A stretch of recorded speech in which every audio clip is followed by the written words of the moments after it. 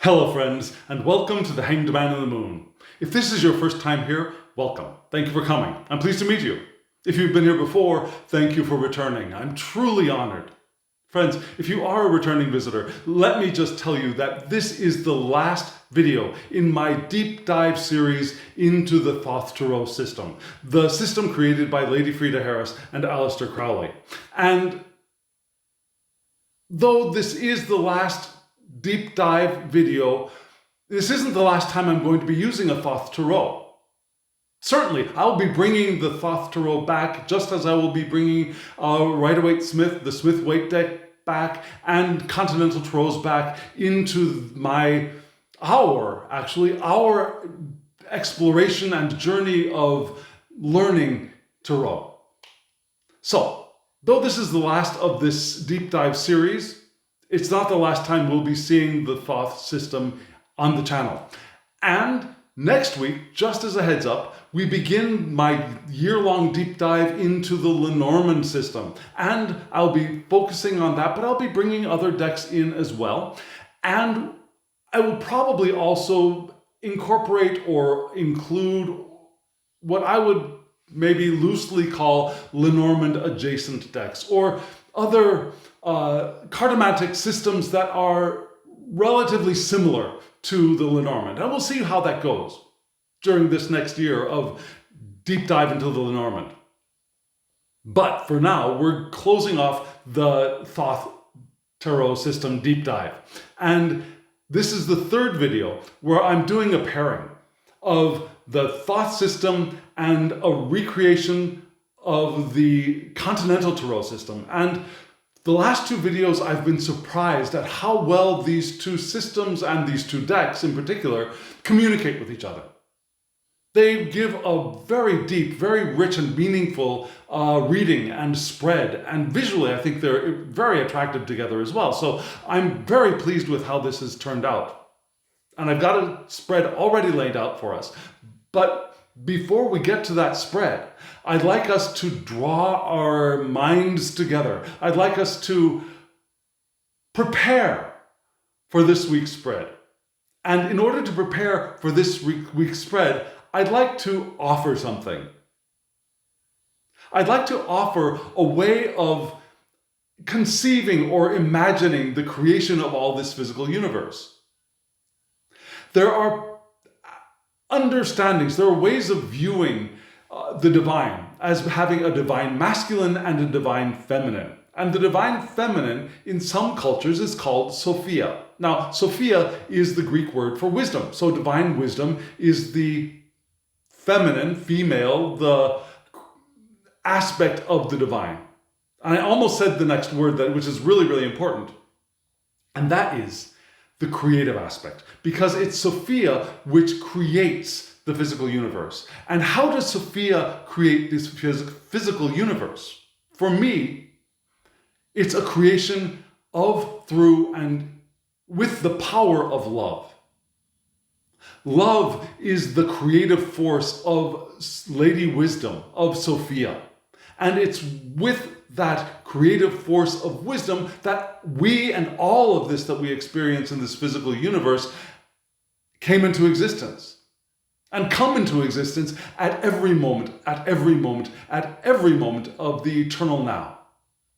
Does that make sense? Because there is no past, there is no future, there is only the eternal now. And yes, we have information which is drawn from now to now to now to now, but there is only now. The past no longer exists. The future is nothing more than imagination. There is only the eternal now. And it's Lady Sophia, it's divine wisdom, who is the operating creative factor in all of this.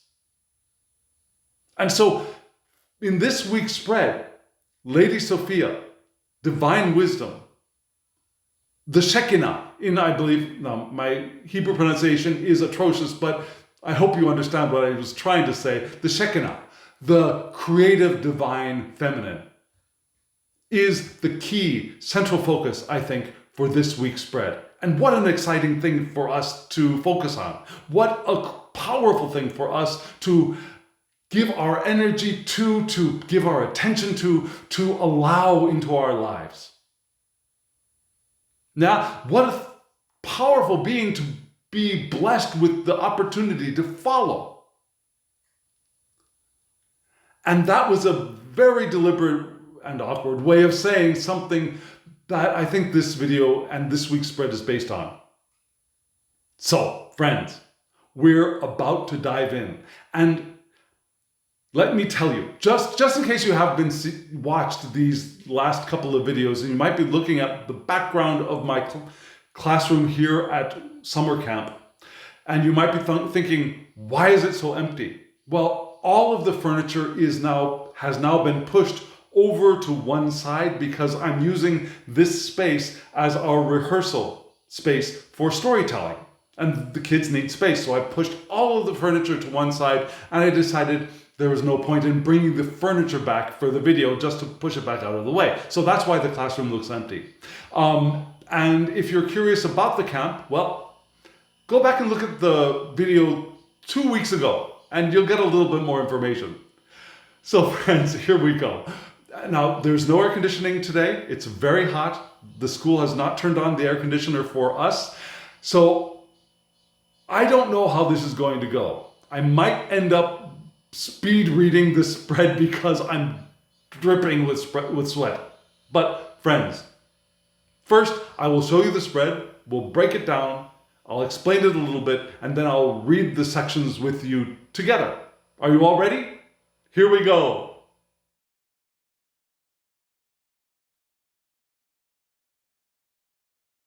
Friends, do you agree that these cards, these decks, all work beautifully together? Visually, do you see the art of their interaction?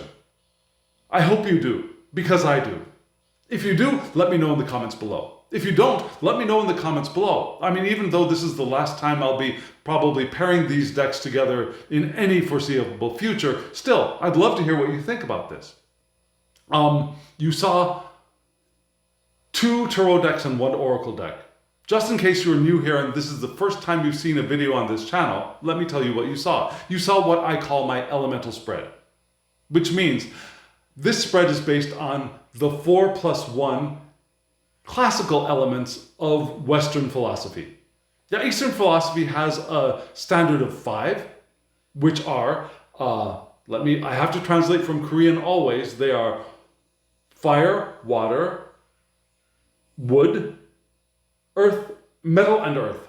Yeah, fire, water, wood, metal, and earth are the 5 elements in classical Eastern philosophy. For the West, we've basically mostly considered there to be 4 of them: fire, water, air, and earth.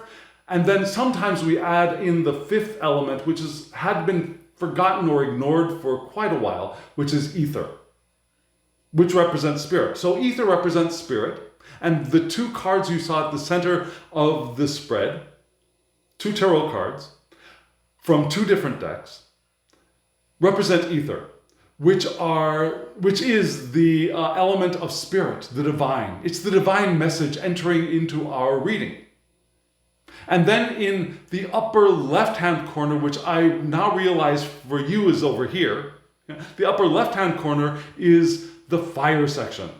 And fire, those 2 cards give us the messages or the information about our passions, our creativity, our inspiration, and also our sexuality and our leadership capacity. Now, in the lower right-hand corner, you saw 2 cards for water, and these are elementally ill-dignified elements. I read with elemental dignities, which means that some elements are well-dignified, meaning they build each other up. Some elements are ill-dignified, which means that they interfere with each other, or they sometimes bring each other down. And there's an element for each element, which is neutral. It neither builds them up nor brings them down. I consider them to be compatriots, or they walk well together with each other. So fire and water are ill-dignified. They bring each other down. They obstruct each other. Now, and the water element is the element of our unconscious. It's also the element of soul, of deep spirit. Fire is the bright, shining sky god spirit, and water is the deep, mothering, soulful spirit. That kind of deep connection, as opposed to the energetic and reaching out into the universe connection of fire. Now, water is also our intuition. And then in the upper right-hand corner, this is my left hand, but for you this is the upper right-hand corner, are the two cards for air. And air is our mind, our perspective, our rational thinking, our planning, our organization. And in the lower left-hand corner, we have earth, which is ill-dignified with air.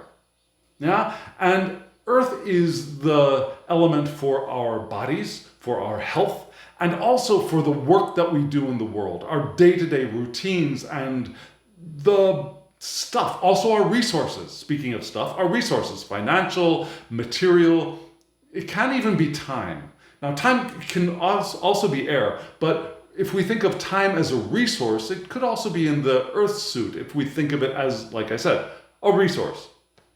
So those are the 5 elements, and you saw 2 cards from 2 different tarot in each of those spaces. And then there were 2 cards on the sides for advice. Yeah, those are from an oracle deck, and they will be read last together. Now, I just said that there were 3 decks, 2 tarots and 1 oracle. Now, one is the basic Thoth tarot. The one I'm using is the most modern printing. It's not my favorite printing, but it's the least expensive and most readily available. And there will be a link in the description box below if you want to go order that on Amazon. I'm not an affiliate, just so you know. I don't get any money if you order from them. I'm just providing a link for you.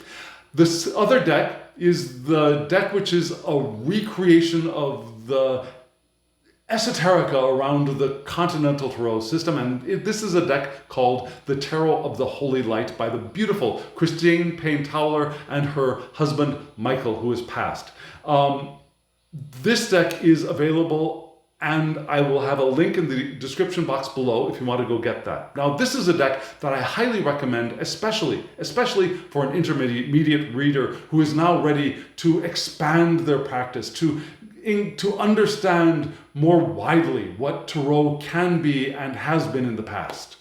So, I always recommend this deck, especially as a leaping off point to include more astrology into your readings, to include another way of understanding the esoterica around tarot, without being trapped by the Golden Dawn system.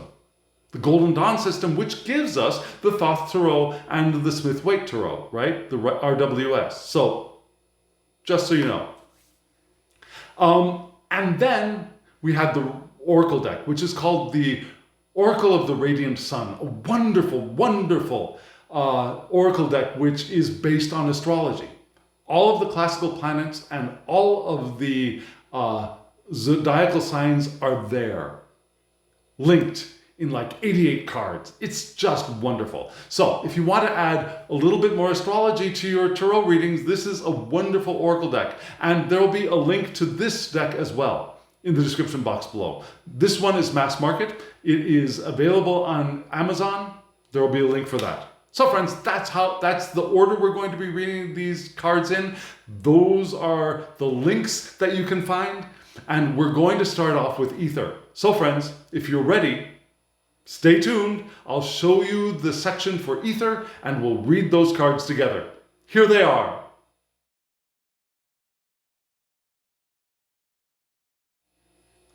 Friends, being this is the last video in this deep dive, I get the feeling the tarots all knew that, and they gave us what could be a very, very potent reading, a very, very potent spread.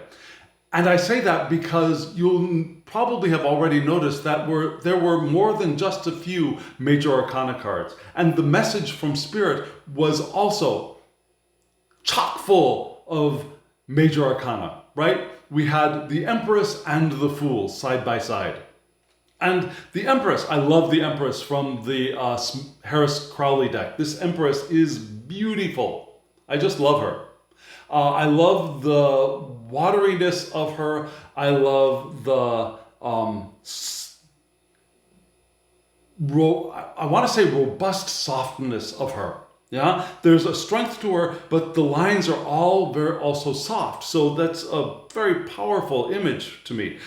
We have a pelican down here at the bottom feeding her, probably her young, by pecking her breast and feeding them with her blood, which was the traditional idea of how we thought pelicans fed their babies. Yeah, and that being a Christ symbol. Yeah, Christ feeding us sinners on his blood and water and wine, which is a symbol of blood, Christ's blood, right? So the pelican has always been a symbol for Christianity as well. All classical, up through most modern tarot decks are pretty darn strongly based in Christian tradition. You just got to know that. And we've got to accept that as the root of tarot, I believe, strongly. Doesn't mean you have to be Christian to read it, but it also doesn't mean that it is non-Christian. Tarot is a very Christian-based system. So here we have the image of the pelican. We also have an eagle for the royal power. And this beautiful figure of the Empress holding, I believe, I have to look again, a lotus. Yes, just a lovely, lovely picture. And the Empress is associated with Venus. And Venus is domiciled in both Taurus and Libra, which gives us both fixed earth and cardinal air. But for this particular reading, I think we're going to be focusing more on the fixed earth aspect of the Empress. Yeah? And the Empress, interestingly, connects Chokmah and Binah, which are the second and third sephra of the Tree of Life. Now, the Tree of Life has 10 spots on it. The first one is Kether, the next is Chokmah, which is the top of the father pillar for me, and the next is Binah, which is the top of the mother pillar. And the Empress card connects both of those. It connects both justice, mercy and severity. Connects the father and the mother. Beautiful, beautiful card, beautiful images. The Hebrew letter in this system is Daleth, which is the Hebrew letter for the door, the entrance to something. It's also the symbol of a helper, of the burdened. It can also be the empty receptacle of the divine blessing. So this is where the divine blessing is received, just like the created universe is the vessel where divine blessing has been received. So a very good association for the Empress card, I believe. Now, because it's Daleth, if we want to add a rune in here, the numerical association, the numerically associated rune would be Ansus. Now, Ansus, which looks like an F with the bars of the F pointed down, if that helps you at all. And Ansus is the rune for messages, but also inspiration and enthusiasm. Yeah, Sophia is enthusiastic about creating and is inspired in her creation. It can also be visions, health and harmony, truth, and guess what? Wisdom. So, we've got Sophia, we've got wisdom, we've got inspiration in the Empress, we've got the helper of the burdened, we also have the receptacle of the divine. Now, for Aleister Crowley, this card reminds him that eternal creation, from unity to duality, to the multitude of diversity, is the flow of creation. Now, the Empress is creation coming from the unity, from the monad, from the Ein Soph, if you know anything about Hebrew Kabbalistic tradition. The Ein Soph, the monad, the unity, splits into a duality and then into the multitude of diversity. through the Empress. So this is a card of both unity and diversity, love, completion, and pleasure. Pleasure reminding us of Venus, right? It's the highest love, the highest unity, and the highest pleasure pouring forth into the physical universe, into our lives. It's going all in or pulling out all of the stops. And yes, I am here. I pour my love of what I am doing and who I am into everything I do. I am the creative. That is what Sophia, I believe, thinks and says. And I think we are called into that action as well through this card. And this card is beautifully, beautifully paired with the Fool card from Christine Payne-Towler's Tarot of the Holy Light. And for her, the continental system, the Fool is associated with the sun, the radiant sun, which is domiciled in Leo. So we have fixed fire's vital attributes entering our reading through this. We have fixed earth, maybe a little fixed air, but mostly fixed earth and fixed fire. And now really, fire and air build each other up. So fixed air of Venus in Libra would build this card up very powerfully. But earth also supports fire in a very powerful way. So this will also support this in a powerful way, I believe. And for the continental system, the Fool can be associated with either Shin or Tav. So Christine Payne-Towler decided to put this card in the final position instead of before the world. She put it after the world, which gives us the Hebrew letter Tav or Tau. Yeah, for the Greeks it would be Tau. And that is where we get the Franciscan cross, the Tau, if that helps you at all. Yeah, but the Hebrew letter Tau looks very different from the Greek letter Tau. And still we get the idea of a cross in this Hebrew letter. A mark, the X that marks the spot. Yeah? This is humankind's ultimate destination, the Tav. But it's also, while it is the completion, it's the completion before beginning again with a new original oneness and a new launch into creation. It's movement, preparation for movement back into Aleph, into the first step of creation, the first letter of the alphabet. The alphabet for Hebrews is cyclical, circular, all of those things. So we go from Aleph into Shin and then Tav, and Tav gets us all ready, we complete, and we take the step back into Aleph, right? And that's where we are here. We're ready. We're in that liminal space. Because this is the Hebrew rune of Tav, we have the rune Ingwaz, which is the rune for the great god Ing, which is an earth god. So that's another reason why I wanted to emphasize the Venus in Taurus aspect of the Empress, because we have the great god Ing, the earth god, earth goddess, earth god. Gives us a little bit more of a harmony here, right? And this is an earth god, male, and yet this is the rune also for fertility, for retreat, but also of growth. So we've got growth, we've got fertility, we've got the great god Ing, and I just love that. I know, I'm weird. The great god Ing, it makes me happy. So here we go. Goddess, God. And yet, this was the first card. And listen to the way that Christine Payne-Towler describes the Fool here. Because while we generally think of Sophia flowing forth from the monad, from the divine masculine perhaps even, in some ways of understanding, maybe not for everybody, but for some, for Christine Payne-Towler, this is telling us that the end always implies and is embedded in the beginning.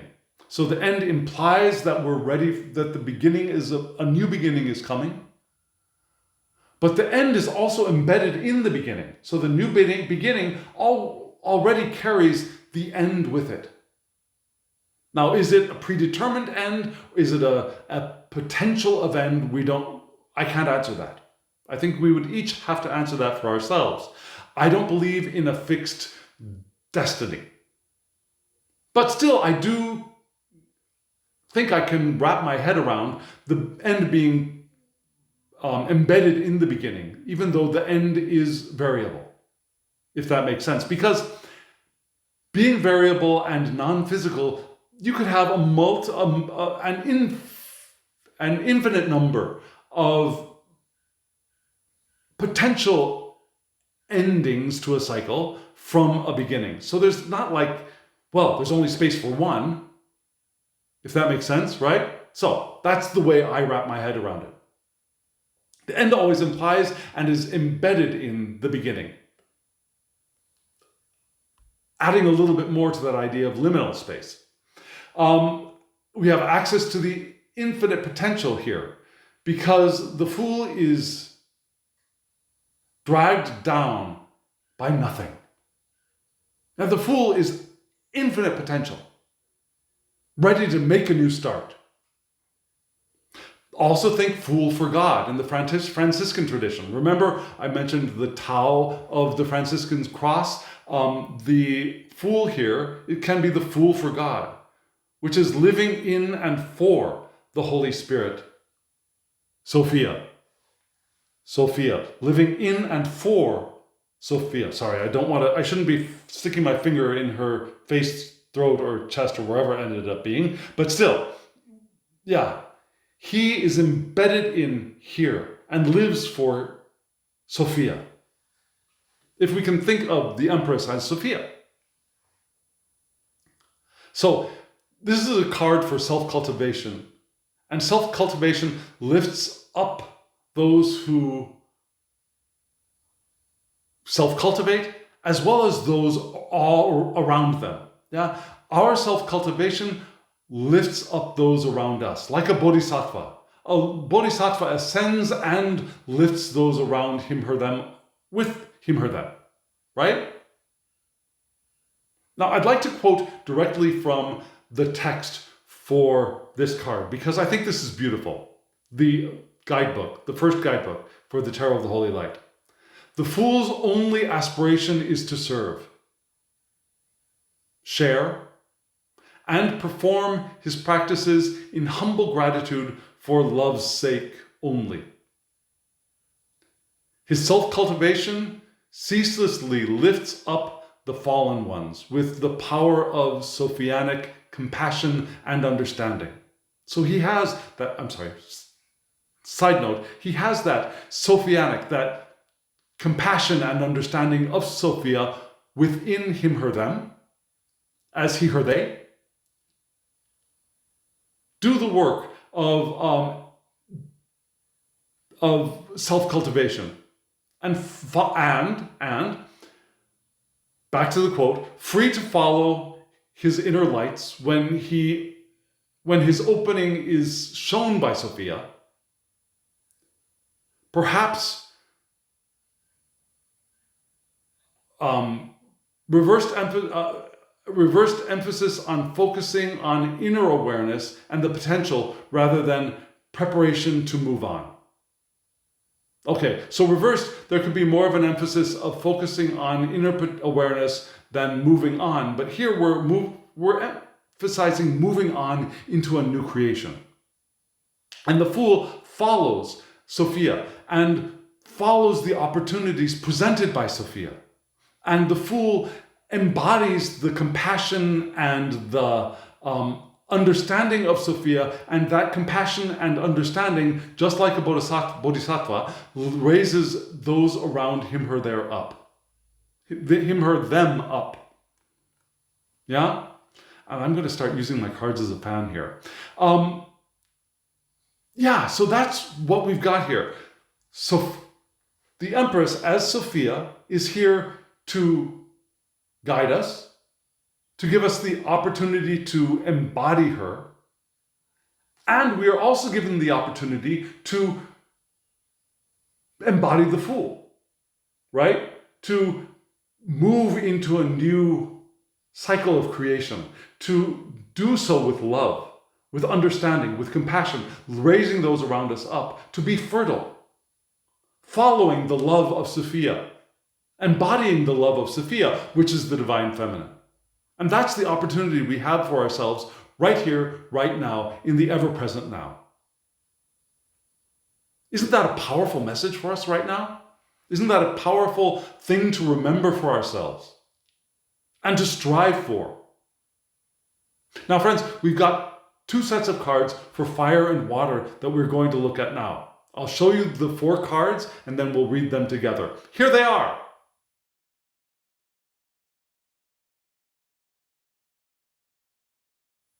The 4 cards you just saw. Well, let's start with the 2 cards from fire. We got another major arcana card right off the bat, right? The Hierophant and then the 8 of Wands. Both were in fire. And they are both elementally copacetic, shall we say. Now, Wands is a fire suit in the fire section, perfect.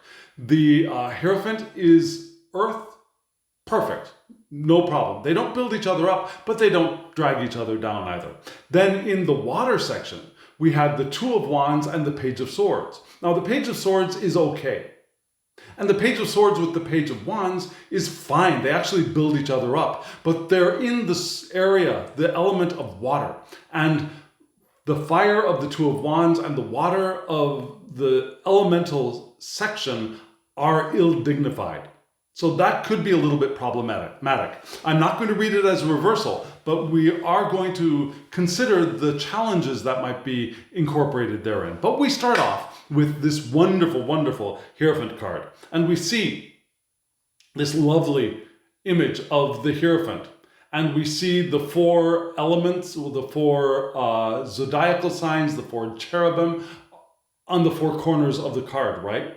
We don't often see those 4 elements with the Hierophant. We see them with the Wheel of Fortune, we see them with the Aeon card or the Universe card or the World card, depending on the system that you're reading. But here they are in the Hierophant as well, which is interesting. And the Hierophant, we also see the bulls. Do you see the bulls? Oh, actually, the elephants, the elephants behind the head of the Hierophant. And then there's a bull wrapped around the Hierophant's waist. Yeah? We also have Isis down around and below the knees of the Hierophant. Just a fabulous card. A powerful set of images. And the Hierophant is associated with Taurus in this system, which gives us Venus. Right? Venus is the domiciled in Taurus. Taurus is the domicile of Venus. Reminding us again of the Empress card above. Just saying. Yeah, we had Venus up there. Here we have Taurus, the domicile of Venus, in fire. And we have fixed Earth's vital attributes entering our reading, entering our natal charts as well, entering the question we ask every week, which is how can we live our lives more intentionally in the coming week? And we got the first message from, or the first clue from Spirit in the ether section, and our passions are here. Now, this is associated with the Hebrew letter Vav, which is like a big line, yeah, a vertical line, which is the Hebrew letter for a hook or a spear. It's also, in an older tradition, the Hebrew letter for a tent peg, something that is used to secure one thing to another, securing a tent to the ground, for example, securing things, fixing things, which is interesting because it's fixed earth, right? And what could be more fixed than fixed earth? Because we have the Hebrew letter Vav, we also have the rune Kanaz, which is the rune for enlightenment. Good rune for the Hierophant, right? Also for the Hermit, but the Hierophant is pretty cool. Enlightenment. Also, what? Visions, revelation, inspiration, and wisdom, as well as enthusiasm. So we have those powerful, inspired, enlightened imaginative elements entering our reading here as well. In addition to being pegged down and fixed and with fixed earth. And so, what is this card? For Crowley, the Tauran hard work and patience in bullish, predictable ways can be paying off for us. And yet, this is also the card of rebellion against the status quo, which is interesting, right? Yeah, we got a hard work, we got our bullish ways, but we're not going to follow anybody else's lead. We're going to rebel if somebody tries to rein us in or move us in a different direction. We're open and we feel the truth of the now. We listen and we're receptive. We breathe in and we assimilate all of the information that we can, and we make our own choices. This is an utter change of beliefs, from a fixed belief to detachment from belief. Because the fixedness of this sign is not in the air, which is an ill-dignified element for Earth. It's in the earth, in what we do. Our fixed nature is with our actions and our interactions with the world, with our work. Our ideas, our beliefs, however, are not fixed. We are detached from all the stuff that we thought we have believed in the past here. It's a transition into a new age of understanding. It's also long-term planning, but from a new perspective. With a realization that we've entered into a new age. And it's also teaching from that place, because it is the Hierophant. So we embody change here. We embody a change of aeon, a change of belief systems, a change in ages. And from that embodiment, we teach. And we're not going to be roped in or reined in on the one hand, while on the other hand, we're open and receptive to learning and listening. Because this is the new. And we are leading the movement into the new age, knowing that we don't know everything yet. So we listen, we're receptive, but we're not going to be tied down or led back into the past or in the direction of somebody else's path. Right? We're the vanguards of the new age here in this card. Wonderful flowing. If we do this from the perspective of and with the understandings of the combination of the Fool and the Empress, we're very powerful. Which moves us directly into what? The Eight of Wands. A very powerful card here in the fire element of the spread. And the Eight of Wands, here we see 8 wands over to one side, and we see the powerful force of the sun burning up a tree, or the land actually. And from that fire we have a Caduceus rising. It's a lovely image, right? And Christine Payne-Towler uses the continental associations of this card being the Leo decadent of Sagittarius, which gives us the sun in Sagittarius. Leo being the domicile of the sun. So the Leo domicile of Sagittarius brings the sun in Sagittarius, which would be the second decadent of Sagittarius, which gives us complement, but right now that slips my mind. But for now, that's where we are. We have the fixed aspect of mutable fire's vital attributes entering our reading here. The fixed aspect of mutable fire. We have fixed earth and then the fixed aspect of mutable fire. So Sagittarius is all about cleaning it up and moving forward, being the vanguard, exploring. Let's get going and let's do the new thing, right? Everybody follow me. And here's the fixed, powerful leadership aspect of that with Leo. So here we're closing in on a goal that is soon to be achieved, according to this card. So with the Hierophant, we had long-term planning, right? Moving into a new age. We don't know what this is going to become yet. It's new. But there are some things that we can achieve in the relatively near future with this card. Because there is a sudden acceleration. There's a large amount of energy about to be released. So even though the path is long, there are milestones along the way, and we're close to one of them, apparently. We have a reminder that we must master ourselves before we can avail ourselves of all of these resources that are available to us. So we want to conquer our fear before we can use the power implied by this card productively. So that's one challenge, one thing to keep in mind. And a thing to keep in mind when we get to the wands in the water section.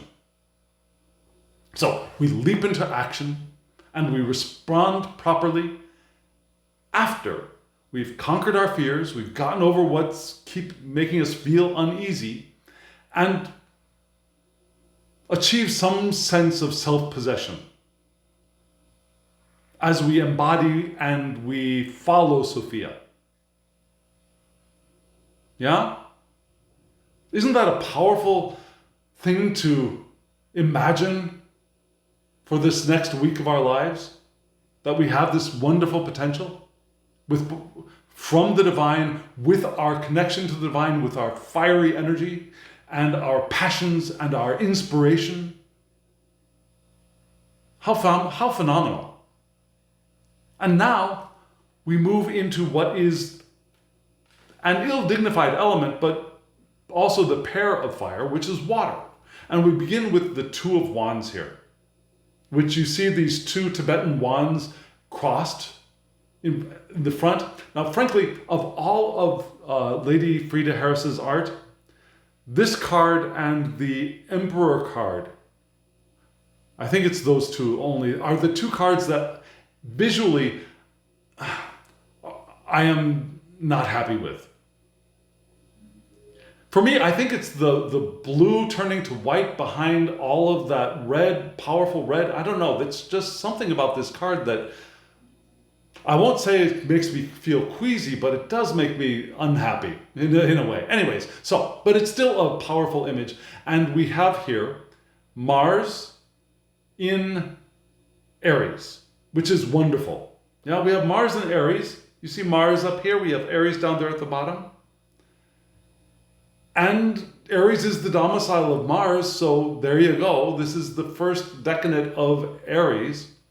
So we've got cardinal fires, vital attributes entering our reading, entering our natal charts here. And this is the card of pure will, free of attachment to purpose or result, or even object. It's just pure will and not attached to anything yet, not even begun working yet. It's a significant and rapid burst of energy without a specific direction, you might say. So there's strength here, there's boldness, and there's courage.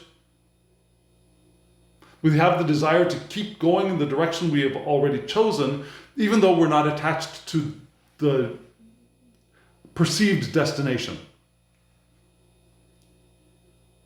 And we can work through obstacles and keep in charge of ourselves. Now that part, I think, is good for us to remember. We can work through any obstacles. We can keep in charge of ourselves, which is something we wanted to do from the fire section already.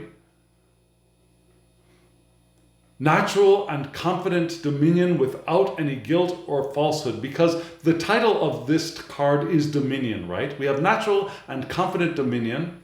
We're in charge of stuff without guilt or falsehood. We don't feel guilty about our power, or we're not trying to be powerful and feel that sense of, what is it called? Where we feel like we're, what is it? Imposter syndrome. Yeah, we don't have any of that imposter syndrome here. But remember, this is in the water section. And so that burst of free will without attachment to an object or purpose or result, here in our emotions is unsettling. It's disturbing and can rock our boat, can make us feel untethered perhaps. And so we are emotionally counseled to keep going, I think, in the direction we've chosen, even though it's going to perhaps feel untethered and lacking direction. You know, the fire feels like it doesn't know where it's going, even though it may actually know where it's going. And so we get this beautiful Page of Swords right next to it.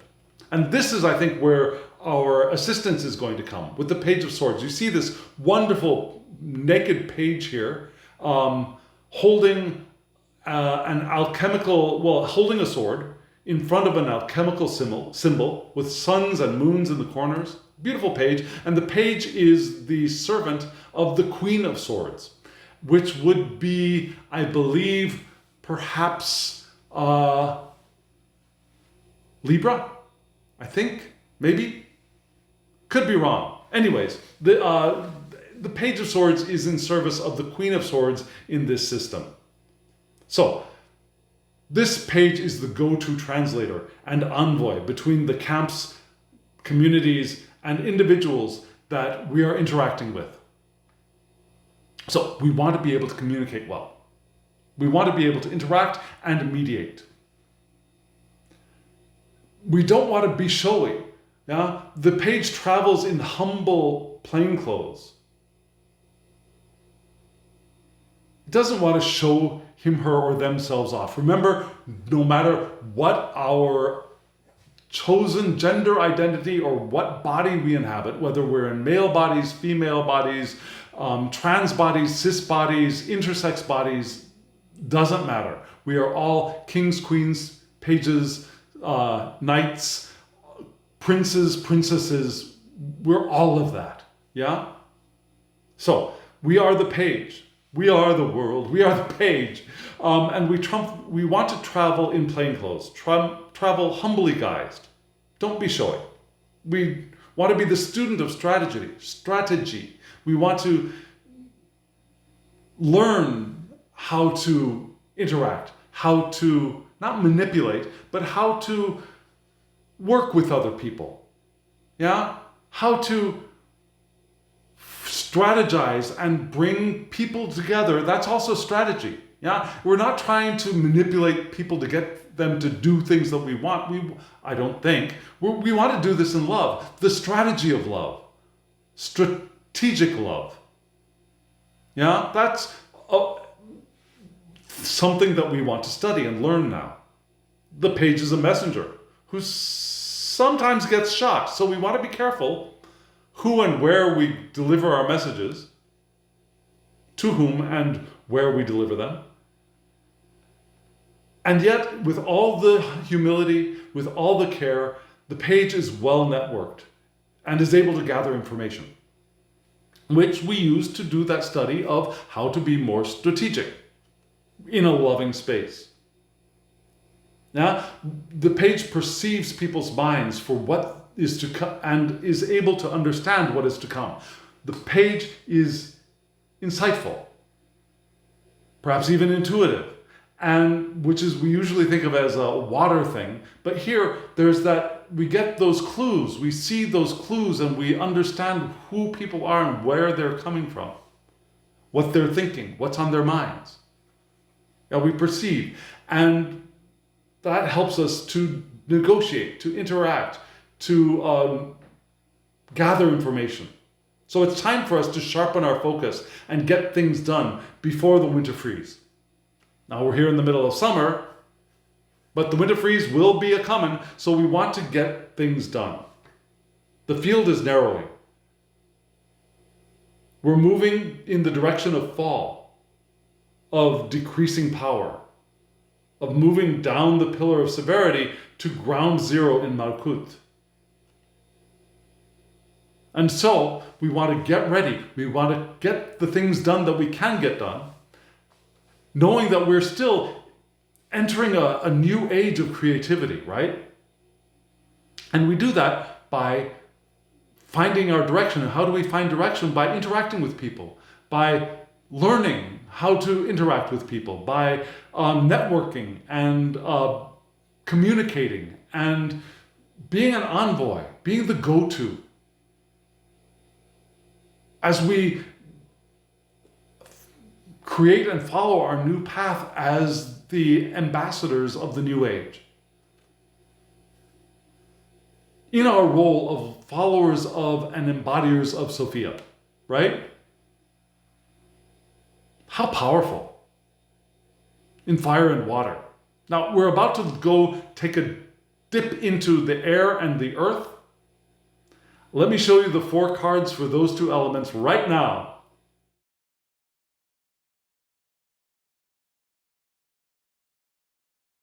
The 2 cards you saw for air were the Prince of Discs and the Emperor, another major arcana card coming to our help, our rescue perhaps even.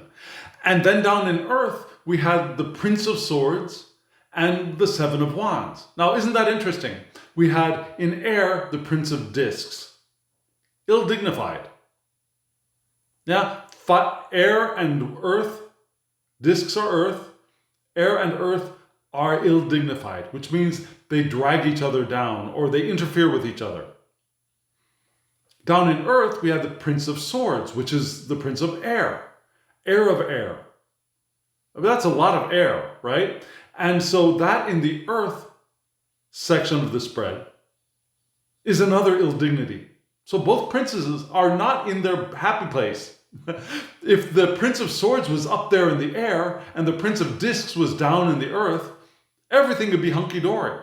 But things are a little bit akimbo, a little bit off kilter.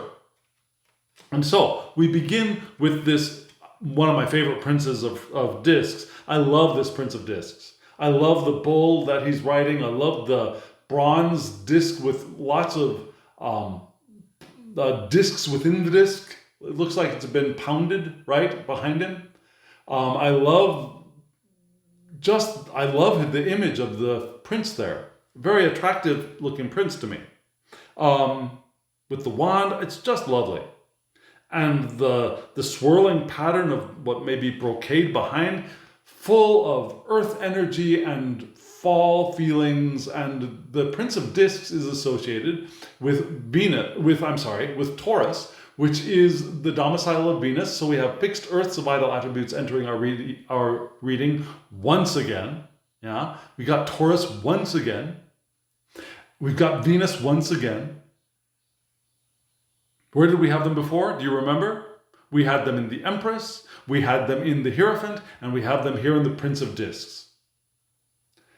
So, but this one is ill-dignified, right? So this is an uncomfortable match. Now the Prince of Discs here is all of the court cards in the Crowley deck are associated with the I Ching rune, with the I Ching hexagrams. And so we have the hexagram number 53, which is Kain, I think, which is gradual advice. It's wind above mountain, earth over air. Wind above mountain, which means planned, staged, stepped organization to a long-term goal. Perfect for the Prince of Discs, right? In the Smith-Waite deck, the way I understand it, other people understand differently. The way I understand it is the Prince of Discs is the Knight of Discs, is the Knight of Pentacles in the Smith-Waite deck, right? The Knight of Pentacles. For me, that's heir of earth. And yet, so it's the slowest knight of the deck, even though it's airy and moves quickly. Of all the knights, it's the slowest. It's the one that goes step by step by step, like the tortoise in the Tortoise and the Hare fable, right? So this is the card for the benefit of being slow and adapting slowly, of performing reality checks and repurposing of circumstances to an intended goal. You want to organize carefully, adapt slowly, check reality, and repurpose the resources you have to doing what you want to do, to achieve our goal. And we want to take careful stock of the progress we're making and the plans we have made. And again, check the clarity of our goals. Reality check, reality check, reality check, which is something that's uncomfortable in the air. The air people want to look far to the future and see the balance and see the progress and get a clear vision and I'm missing one of and think of different things. And sometimes we want to split things apart and bring them back together. But the slow, deliberate, plotting thought process and adaptation and recapitulating and reviewing is sometimes uncomfortable for air signs, right? Check the clarity. Check how well we are actually seeing here and the future. And recognize we have an abundance of resources. And steady and reliable timing is going to be of benefit to us. Something that air people are not really good at, are not really happy with, are not comfortable with. So we want to be adaptable to circumstances. We are planning to match our resources and our skills. We want our planning to match our knowledge and experience. And yet we've got this desire to be radical and progressive and look at all of those possibilities, right? But the night is saying, slow down, take it easy. And that's uncomfortable. So I think that's where the ill dignity lies here with the air and the earth. The suggestion to be the Prince of Discs is a little bit uncomfortable and makes us say, but I want it. But I think this is actually a beneficial thing for us to do. And then we move into this, what my favorite probably emperor to date. Love this emperor. Look at that hair. Gorgeous emperor. In body and hair and face, beautiful emperor. Now that red robe wrapped around his arm, just powerful, strong. Not young by any means, but still powerful and strong, and not in spite of his age, but maybe even because of his age. Yeah?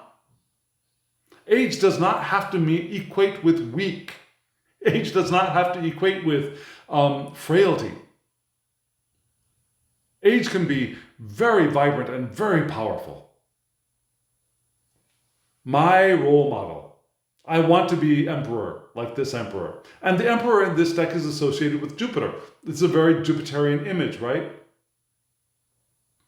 And being Jupiter, Jupiter is domiciled in both Sagittarius and Pisces, which are frankly both okay with the element of air. Yeah, Sagittarius being fire and air, they feed each other. Pisces being water, water and air are simpatico, so there's no conflict here. And perhaps even a little building up. So we have mutable fire and water's vital attributes entering our reading, entering our natal charts, entering our worlds. And so maybe, just maybe, because we have an earth card right next to it, maybe we want to lean a little bit more in, maybe we want to use both. Now, because Sagittarius will shine in the air, will burst into higher, bigger flames, and Pisces will be well fed and well accommodated by the Tauran earth element. So here, the father of expansion and multiplication. So remember we had the empress, now we have the emperor here in our minds of expansion and multiplication in the fatherly way. In the sense of the head servant of the realm. Yeah, the leader, the king being the servant of the people. And the emperor is passionate with body and place. The emperor enjoys administration,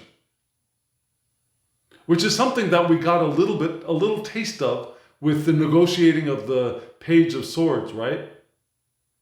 Lovely, lovely thing. He has great will and great libido to lead, to create, and to innovate, which we want to do. We want to join our masculine and feminine creativity together here. And in our minds, we can bring in our more masculine aspects, irregardless of whether we're in a male body, a female body, again, a cis, trans, intersex body. We all have our inner emperor. And we can create with our masculine libido in a female body. Just like I can create with my feminine libido in a male body. We are all, right? In whatever physical body we're co-creating, we are all. So, this is not only personal will, but also divine will here. He embodies his realm and is the magnetic force that draws new talent to our realm. Now we draw new people into our experience, new talents into our experience, people to work with, people to interact with, to lead perhaps, to inspire, to grow with. As we are embodying in our minds our male libido, our male creativity, our organizational creativity, being the servant of the creation that we are forming, being the father and the servant of expansion and multiplication, right? These are aspects of self that we can imagine for ourselves as we do the steady day-to-day work of the Prince of Discs, which might feel uncomfortable and might feel slow and, but let's imagine that in this, yes, but I am the emperor doing this. Yeah, I am bold. And I do create, and I do draw people with talent into my experience, and we do create together. And as leader, I am blissfully drawn to serve. And my will and my libido draw me to those actions. Yeah? And so we dive down into the earth now with the Prince of Swords. Now this Prince of Swords is a little difficult to see, right? His body is a little bit awkward looking, carrying that sword strangely over his shoulder. This is Heir of Air. You see these fairies pulling his cart, his chariot, and these fairies look a little disorganized, don't they? Doesn't really seem like anyone's really in control.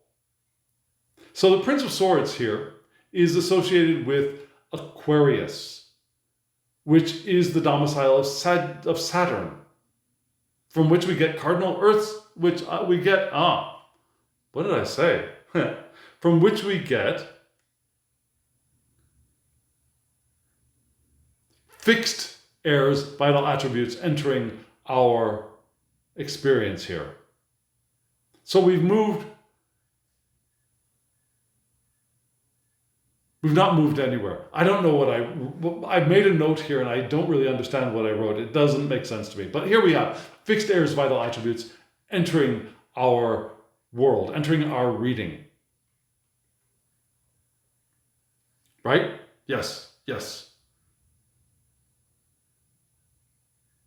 Cardinal is Libra, fixed is Aquarius, and mutable is Gemini. Yes. Okay, so that's where we are.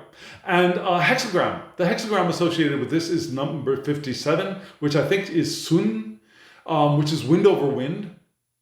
So this hexagram is being flexible yet able to penetrate when focused. We're flexible, but we can focus our air to penetrate to get into and between and through the cracks, right? Wonderful thing. And yet, there's a tendency for fragmentation in the Prince of Swords. Yeah, fragmented thought can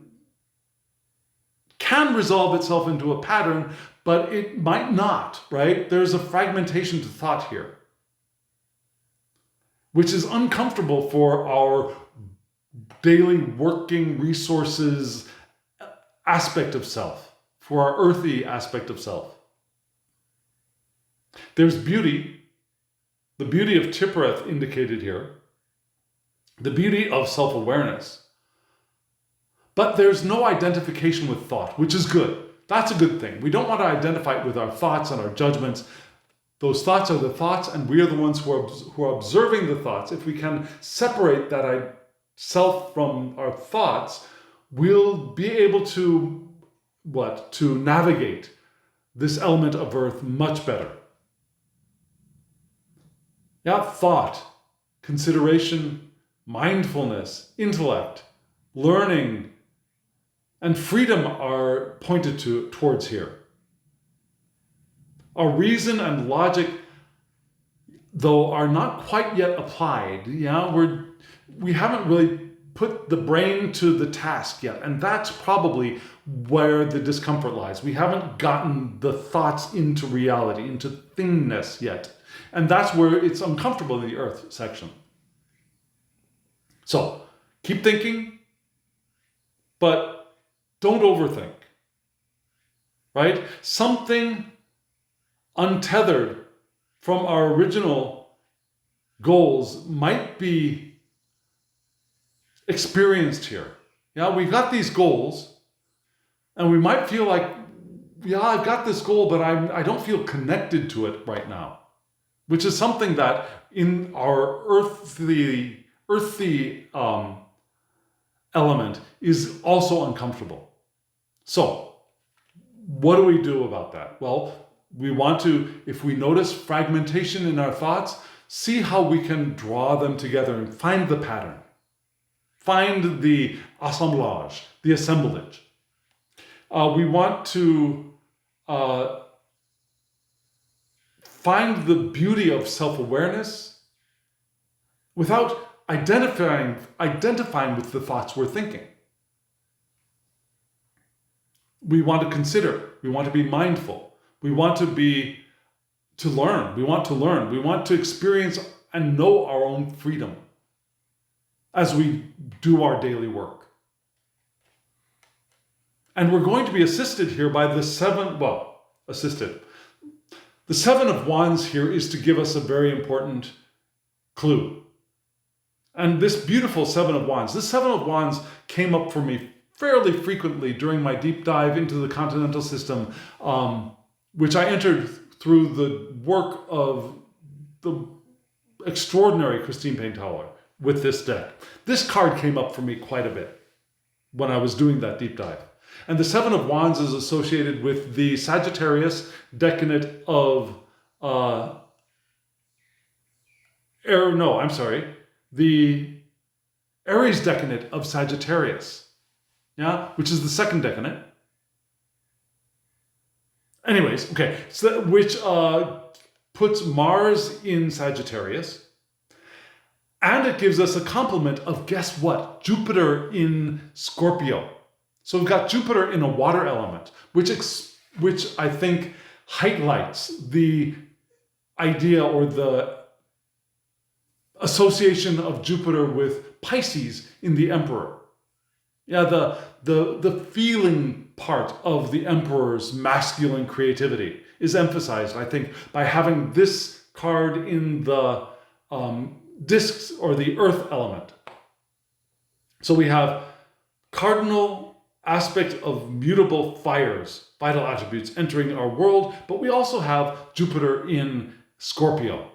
The expansiveness of our sexuality, the expansiveness of our understanding of and delight in transitions and the death of the old and to be reborn as the new. All Scorpion things expanded by Jupiter, right? And yet we are faced with a gate of fears. That's what this line of 7 wands with fire in front and below indicates. It's a gate of fears. So we might want to rethink our expectations and our strategies. The path we have decided might not be the one to actually continue on. We might be, we might also be trying to compete with ourselves and be trying to strive for our best, which would be okay. Because here, fire and earth, they're compatible, they're simpatico, yeah? And yet we might have habitualized fears and limiting beliefs that are standing in the way of our progress into the Hierophant as the ones who are embodying and following Sophia. Our habitualized fears could be standing in our way, preventing us from pushing the envelope, from crossing our own boundaries. And so plan B might be called for here. And Jupiter in Virgo, oh, I'm sorry, I am so silly. It's not, okay. You know how Virgo and Scorpio are very, very similar in shape? To me, they both look like M's. And the tail of them is just, okay, so this is not Jupiter in Scorpio, this is Jupiter in Virgo. So, okay, I'm not going to re-record this. I'm going to go with the flow and fully admit my poor reading here, that this is Jupiter in Virgo, which is perfect for the earth element, yes? So, that expansion of Jupiter in Virgo, expanding our organizational abilities, expanding our ability to cultivate, and the abundance in a well-ordered and sustainable environment are indicated here as well. So we can cultivate abundance in the earth. We want to be well ordered and we want to be sustainable.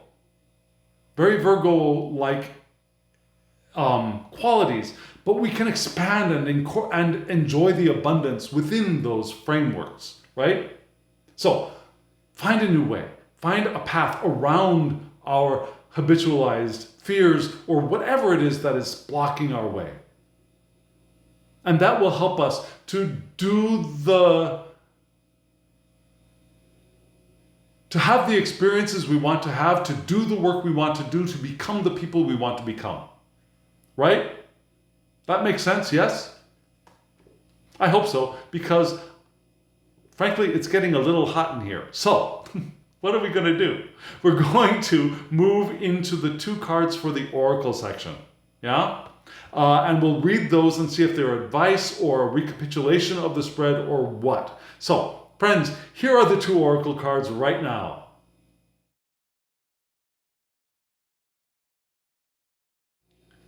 Friends, I had just started complimenting myself on the fact that I had not accidentally dropped cards and that they had gone shooting off into the distance and that I'd just gotten comfortable recording videos in this space just in time for me to leave, when as I finished saying that, I inadvertently tossed the oracle cards off into the void of emptiness of space. So here I am starting this section again with the oracle cards, feeling a little bit humbled. We had 2 cards here you just saw. The control card. The control card, which was Jupiter in Capricorn. Remember, we had Jupiter a couple of times, right? We had Jupiter as a complement in the 7 of Wands with Jupiter in in Virgo. I'd mistakenly said Scorpio, but Jupiter in Virgo. And we had Jupiter as the planet for the Emperor card. So we've got here Jupiter in Capricorn. And then the next card you saw was called Order. And that was the moon in Virgo. So we've got Jupiter, Virgo. Interesting, yes? Complement of Jupiter in Virgo in the Seven of Wands card. So maybe this is going to be advice. Let's see. So we start off with this card, which is number 10, called Control. And here we see Zeus or Jupiter with his feet on the world. And he looks at his creation and is pleased, right? There's an Ouroboros, which guards the earth. Do you see that? The snake eating its tail down there beneath the earth. And that indicates time and eternity and the universe, that Ouroboros. So this card points to things like our desire to hold positions of responsibility, to improve life, our own lives, and our own status. So we want to be in responsible positions, to be in positions of leadership even, and we want to improve our lives and our status with this card. Which kind of matches with both the Jupiter card and the Hierophant card, right? Yeah, improving things, moving into a new eon, being the leaders into the new eon, all of that stuff. Achievement is the key to our well-being here. So we want to achieve. Achievement is good for us right now. And taking on prominent positions in our community with strong ethics and maybe even our own religious senses could be helpful. Now, whether you're religious or not, if you're not religious, that will be a meaningful thing to you. We want to have strong ethics. We want to have our good sense of religion. Our religious backgrounds want to inform our actions. But if you are not religious, your spiritual practice, your spiritual understandings will also be of good support to you here in this card, in addition to ethics. And yet, our ambition can interfere with our home and our family life. So we want to be careful of that. Yeah, we don't want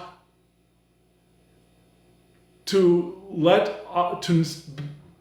neglect our home life and our family life because we're giving so much attention to the ambitious natures we have. Yeah, we want to avoid stubbornness around rules, because flexibility is called for here.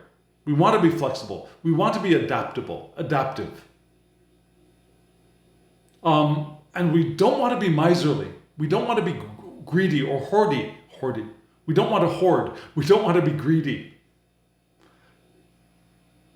But we do want to improve ourselves, and our striving for achievement is going to be helpful for us if we do also keep a little bit of balance. We spend time with the family. We spend time at home. We don't become stubborn dictators, rule followers. We have our ethics, but we don't become dictatorial around those rules, right?